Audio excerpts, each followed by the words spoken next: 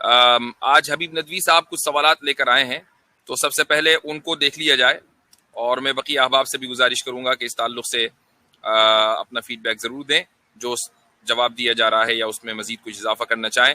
جی حبیب صاحب۔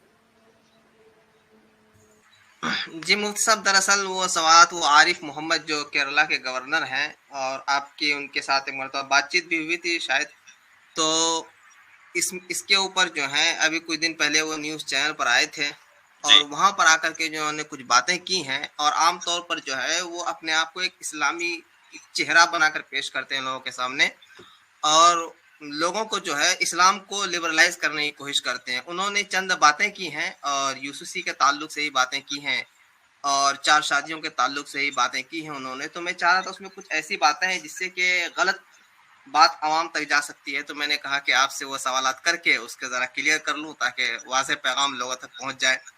صحیح۔ تو اس میں سب سے پہلی بات یہ ہے مفتی صاحب کہ یوسوسی کے تعلق سے انہوں نے جو بات کہی وہ یہ ہے کہ ایک زمانے سے تو خیر ہندوؤں کے اوپر جو ہے یوسیسی لاگو ہے، یعنی ایک قانون ہے ہندوؤں کے اوپر، خود ان کا مذہبی قانون لاگو نہیں ہے، بلکہ ان کا جو الگ ایکٹ بنا ہے اس کے اندر ہندو، جین، بدھسٹ سارے لوگ آتے ہیں مسلمانوں کو چھوڑ کر۔ اس کے باوجود ان کے طور طریقے ایک جیسے نہیں ہیں، بلکہ الگ الگ طور طریقے ہیں یوسیسی لاگو ہونے کے باوجود بھی۔ تو کیا جب یہ یوسیسی مسلمانوں کے اوپر بھی لاگو ہو جائے گا تو یہ کیسے ممکن ہے کہ مسلمانوں کا طور طریقہ بدل جائے گا؟ تو انہوں نے سب سے پہلا یہ کوشچن اٹھایا تھا۔ جی، اصل میں ایک چیز جو انڈیا کے لبرل سیکولر لوگ یا اسی طریقے سے رائٹ ونگرز دھوکہ دینے کی کوشش کرتے ہیں وہ یہ ہے کہ یہ لوگ طور طریقوں کا، یہ جو طور طریقے کا لفظ آپ نے استعمال کیا ہے، اسی کو رسم و رواج، ٹریڈیشن، یہ ہم الگ الفاظ بول سکتے ہیں ان کے لیے، یہ الفاظ اور یہ ٹرمینالوجی، یہ اصطلاحات استعمال کرتے ہیں۔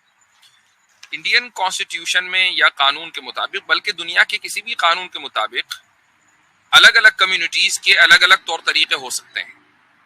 طور طریقوں میں کیا آتا ہے کہ آپ شادی کیسے کریں۔ اب شادی کے اندر جو الگ الگ رسمیں ہوتی ہیں، وہ رسمیں کسی کمیونٹی میں ہیں تو کسی میں نہیں ہیں۔ مثلا آپ نے دیکھا ہوگا کہ بھئی ہندوؤں میں جب شادی ہو کر ایک دلہن گھر میں آتی ہے تو اس کے داخل ہوتے وقت کچھ رسم و رواج ہوتی ہیں، مسلمانوں کے یہاں آتی ہے تو دوسری رسم و رواج ہوتی ہے۔ یہ طور طریقے ہیں۔ اس تعلق سے قانون بالکل خاموش ہے، کانسٹیٹیوشن بالکل خاموش ہے۔ قانون اس معاملے کے اندر کوئی دخل اندازی نہیں کرے گا۔ یا طور طریقوں کے اندر قانون کے مطابق عبادت بھی آتی ہے۔ قانون آپ کو اس چیز سے نہیں روکے گا کہ آپ نماز پڑھیں، آپ اپنی ڈیزگنیٹڈ ایریا میں نماز پڑھیں، قانون کو کوئی مسئلہ نہیں ہے۔ آپ کو قانون اس بات سے نہیں روکے گا کہ آپ پوجا کریں یا ماتھا ٹیکیں یا بڑوں کے سامنے سر جھکائیں وغیرہ وغیرہ، یہ سارے طور طریقے ہیں۔ یوسیسی کا تعلق طور طریقوں سے نہیں ہے، یا مسلمانوں کو اس سے کوئی یہ شکایت نہیں ہے کہ ہمارے طور طریقے بدل جائیں گے۔ اصل جو مسئلہ ہے وہ قانون کے اوپر، اسلامی شریعت کے اوپر عمل کرنے کا ہے۔ کیا یوسیسی آنے کے بعد مسلمان اپنی شریعت کے اوپر جتنی بھی، مکمل شریعت پر تو عمل کرنے کی ان کو آزادی ہے بھی نہیں، لیکن جتنی بھی 0.1% آزادی ہے، تو کیا وہ اس پر عمل کر پائیں گے؟ مثال کے طور پر ایک مرد کو شریعت میں یہ اختیار ہے کہ وہ طلاق دے، عورت کو یہ اختیار نہیں ہے۔ عورت کو طلاق لینے کا اختیار ہے، دینے کا اختیار نہیں ہے۔ لیکن یوسیسی آنے کے بعد عورت کو یہ اختیار مل جائے گا کہ وہ طلاق دے بھی سکتی ہے جس طریقے سے مرد دے سکتا ہے۔ تو کیا مرد کا یہ جو حق طلاق ہے اس پر یوسیسی نے قدغن نہیں لگائی؟ کیا اس اختیار کو نہیں چھین لیا؟ تو یہ کہنا کہ جی طور طریقوں پر فرق نہیں پڑے گا، آپ نے غلط اصطلاح استعمال کی۔ شریعت کے اوپر، شرعی جو حقوق ہیں ان کے اوپر فرق پڑے گا یا نہیں؟ بات حقوق کی ہو رہی ہے، طور طریقوں کی نہیں ہو رہی ہے۔ جی شاید اس سے ان کا کہنے کا جو مطلب ہو یہ ہو کہ یہ ان لوگوں کے لیے تو ہو سکتا ہے جو دھرم کو الگ اور دین کو الگ، جو گھروں کے اندر رکھنا چاہتے ہیں، باہر کی زندگی میں نہیں رکھنا چاہتے ہیں، شاید یہ ان لوگوں کے لیے یہ چیز مفید ہو سکتی ہے۔ لیکن اسلام کے ساتھ تو یہ معاملہ ہے نہیں۔ اسلام جیسا اندر ہے ویسا باہر ہے۔ اسلام جہاں انسان کا ذاتی معاملہ ہے تو اور عام معاملہ بھی اسلام ہے انسان کا، یعنی اسلام کے اندر سیاست بھی ہے اور دین بھی ہے، سب شامل ہے۔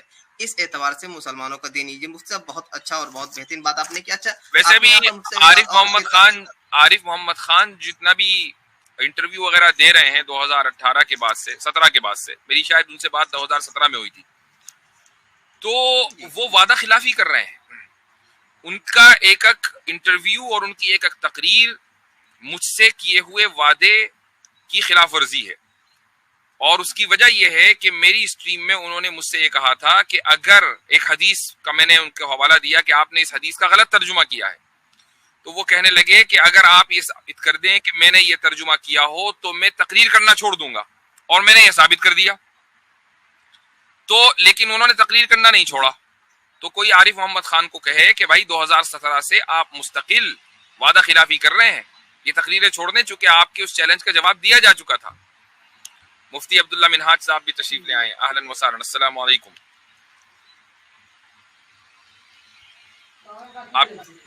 آپ کی آواز نہیں آئی.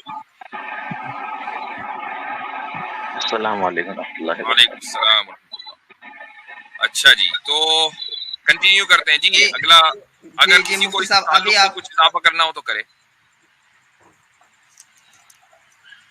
جی مفتی صاحب، اس میں ایک دو چیزیں عرض کرنی تھی کہ طور طریقے تو ہم مثال کے طور پہ اگر مسلمانوں کو بھی لے لیں تو اگر اس میں بھی اگر کہیں گے کوئی 4 فقہیں چلیں ٹھیک ہے، اس میں بھی اگر فقہ حنفی کو لے لیں ہم، یعنی کہ میں بہت پریسائز وے میں جا رہا ہوں اس لیے میں اور تخصیص کر دیا کہ فقہ حنفی کو بھی لے لیں تو تقریباً مجھے لگتا ہے کہ 50 کروڑ سے زیادہ لوگ جو ہے دنیا میں فقہ حنفی فالو کرتے ہیں، لیکن قانونی اعتبار سے سب کے سب تو فقہ حنفی فالو کرتے ہیں، لیکن طور طریقے تو الگ ہیں. مثال کے طور پہ جو ترکی میں ہیں ان کے طور طریقے ہم سے الگ ہیں، جو سینٹرل ایشیا میں ہیں ان کے طور طریقے ہم سے الگ ہیں. تو یہ طور طریقے کو اور کہہ لیں کہ قانونی جو پہلو ہے، دین کا جو قانونی پہلو ہے، اس کو ایک کر کے یہ ایک فریب دینے کی کوشش کر رہے ہیں. تو طور طریقے تو وہ ایسے بھی نہیں بدلیں گے، وہ تو ہندوستان میں ہی مسلمان اگر کیرلا میں چلے جائیں اور نارتھ میں چلے جائیں تو ان کے طور طریقے الگ ہوتے ہیں، لیکن وہ ایک شریعت پہ عمل کر رہے ہوتے ہیں. تو یہ بات شاید جی بالکل صحیح ہے. اس کی ایک مثال میرے ذہن میں آئی، آپ نے جو سینٹرل ایشیا کا حوالہ دیا. اسلام میں چاہے کسی بھی فقہ کو آپ فالو کریں، حلال گوشت ہی کھایا جا سکتا ہے، حرام گوشت نہیں کھایا جا سکتا، چاہے آپ کسی بھی فقہ میں چلے جائیں. ہاں، اس حلال گوشت کی تفصیل میں کہ بھئی حلال گوشت کون کون سا ہے، کیا کیا جانور آتے ہیں، کیا کیا نہیں آتے، اس میں اختلاف ہو سکتا ہے، لیکن حلال اور حرام میں کوئی اختلاف نہیں ہے. لیکن حنفی اسکول میں ایک مسئلہ آتا ہے کہ کیا گھوڑے کا گوشت حلال ہے یا نہیں. تو سینٹرل ایشیا میں جو مسلمان ہیں وہ عام طور سے گھوڑے کا گوشت کنزوم کرتے ہیں، اور ان کے ہاں گھوڑے کو اسی طریقے سے ذبح کیا جاتا ہے جس طریقے سے دوسری جگہ بھینسوں کو اور بکروں کو اور گائے کو ذبح کیا جاتا ہے. اور باقاعدہ یعنی یہ ایک کامن کھانا ہے ان کا. لیکن اگر آپ انڈیا، پاکستان، بنگلہ دیش میں چلے جائیں تو کسی کے تصور میں بھی نہیں ہے کہ وہ گھوڑے کو کھائے گا، حالانکہ فقہ حنفی کی روح سے گھوڑا حلال ہے. لیکن یہ طور طریقے کا فرق ہے، قانون نہیں بدلا، طور طریقہ بدل گیا. بالکل.